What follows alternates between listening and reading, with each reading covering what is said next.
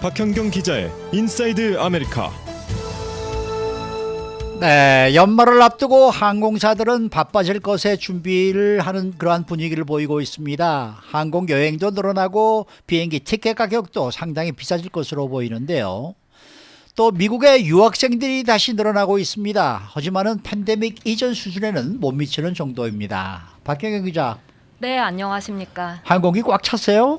오실 때? 제가 사실 갈 때는 한국에 갈 때는 텅텅 비었습니다. 그래서 세 좌석에 한 명씩만 앉는 그런 게 대부분이었는데요. 완전히 누워서 갈 수 있었군요. 그렇죠. 거의 대부분이 누워서 갔었는데 미국으로 돌아오는 분위기의 비행기에서 좀 더 승객들이 많아져서 세 좌석에 두 명이 앉는, 그래서 가운데 좌석은 비는 그 정도였습니다. 그러니까 그 한 달 만에 벌써 늘었네요. 이 고객이 2배로 늘었다는 얘기네요. 네, 맞습니다. 그만큼 늘어나고 있다는 얘기죠. 그러니까 네. 연말이 되면서. 그렇습니다. 다음 주에 땡스기빙 연휴잖아요. 그렇죠, 그렇죠. 연휴를 앞두고 항공 여행 수요는 늘어나고 있습니다. 네. CNBC가 오늘 아침에 보도한 내용인데요. 어도비가 조사해서 지난주 발표한 결과를 보면 11월 20일부터 25일까지, 그러니까 오는 일요일부터 땡스기빙 데이 당일까지 미 항공사들의 예약은 늘어났습니다. 지난해 같은 기간에 비해서 78%나 뛰었습니다. 네. 그렇지만 작년엔 기억하시겠습니다만 사실 팬데믹 후 처음 맞는 연말 연휴여서 네. 항공 여행이 많이 줄어들었었죠. 그렇죠. 그러니까 작년보다 78%, 80% 가까이 이제 늘어났다는 그 수치만 비교하는 데는 좀 부족한 부분이 있겠고요. 즉 팬데믹 전인 2019년과 비교했을 때 어떤지가 중요하겠는데요. 그렇죠. 이때보다도 더 증가한 걸로 나타났습니다. 어. 비행기 예약이 3%. 크진 않지만 그래도 더 늘어났습니다. 네. 그런데 문제는 항공사들이 인력난을 겪고 있거든요. 그래서 그 늘어나는 수요를 잘 감당할 수 있을지가 그 부분이 좀 걱정이에요. 네, 안 그래도 항공사들도 그 점을 염두에 두고 예. 순조로운 운항을 위해서 준비하는 모습입니다. 스피릿, 사우스웨스트 이런 저가 항공사들은 물론이고요. 아메리칸 에어라인까지 악천후에 더해 그 직원 부족 사태로 지난 7월 말부터 대규모 결항 사태가 잇따랐으니까요. 네. 근데 그게 결국 항공사들 입장에서도 손해를 보는 것이기 때문에 그렇죠. 이번에 항공사들은 수요가 늘어나는 데서 최대한 수익을 뽑아내려고 총력을 기울이고 있습니다. 네. 특히 일부 항공사들을 보면 항공편 숫자 자체는 2019년 연말보단 줄어듭니다.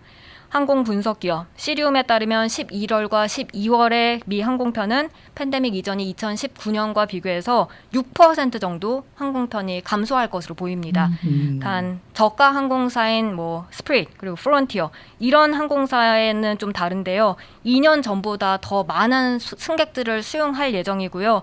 이런 항공편 감소나 증가 여부와 상관없이 좀 항공사들이 작년 손실을 채우기 위해서 이번에 만반의 준비를 하고 있다고 보면 되겠습니다. 만반의 준비라는 게 구체적으로 어떤 식으로 준비를 하는 거예요? 우선 항공 그 스케줄 운항이 제대로 다 이루어지는 게 중요하니까 그렇겠죠. 그 스피릿과 사우스웨스트 항공사는 항공편 스케줄을 조정했습니다.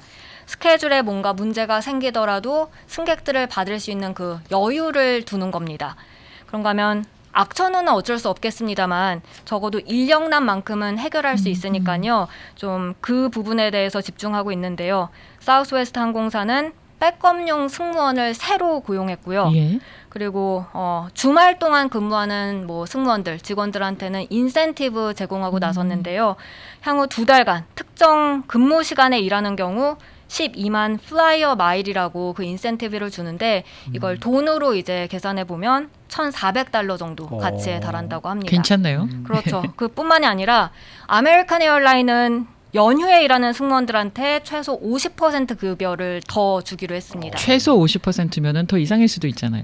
여기서 끝이 아닙니다. 아, 그래요? 내년 1월 초까지 한 번도 결근을 하지 않고 일을 다 나온다면 급여의 3배를 주기로 했습니다. 네. 이 밖에 뭐 $1,000 보너스 같은 것도 제공됩니다. 아유, 지난 2년 동안 뭐 일도 못하고 돈도 못 버는 사람들도 많았을 텐데 네. 줄 때 좀 줘야죠. 그렇죠. 자, 굉장히 많은 것이 제공이 되는 듯한데 그런데 이런 조건에 만족하지 않는 경우도 있다는 얘기는 또 무슨 얘기입니까?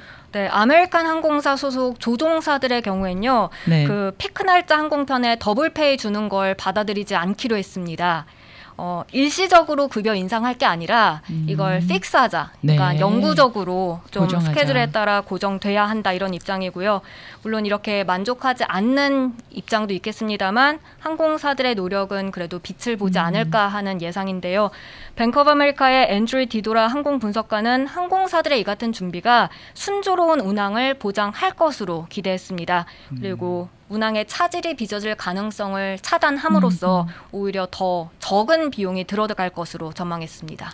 그런데 뭐 항공 티켓 가격은 아무래도 오를 것 같은데 어떻습니까? 네, 우선 비행기 티켓 세일이 많이 있었잖아요. 네. 그거는 이미 올 초에 다 사라졌다 하고요. 네. 그리고 이미 일부는 2019년 가격으로 되돌아갔습니다. 이미. 그만큼 올라갔죠. 네. 게다가 유류비까지 치솟아서 그렇겠죠. 비행기 티켓 가격은 더 올랐는데요. 미국의 유류비는 지난 10일 기준 갤런당 $2 27센트에 달하고요. 이게 석 달 동안 보면 무려 25%가 급등한 숫자입니다.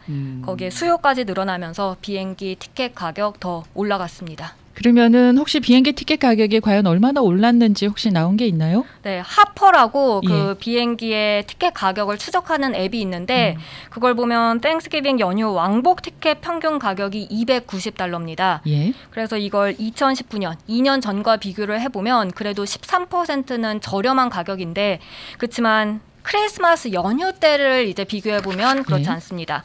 평균 가격 $390로 2019년과 거의 비슷한 수준으로 올라갑니다. 네.